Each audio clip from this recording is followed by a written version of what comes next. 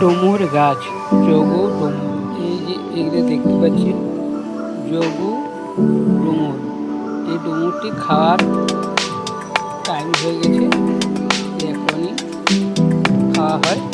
ভিতরের দানাগুলো পরিষ্কার করে পিছিয়ে ফেলে দিয়ে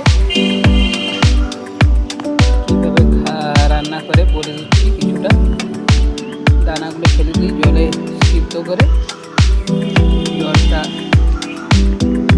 ফেলে দিলে তারপরে আপনি রান্না করবেন, খুব ভালো টেস্ট হবে। আর তোমরা যোগু ডুমুর সবাই জানি খুবই উপকার, খাওয়া ভালো।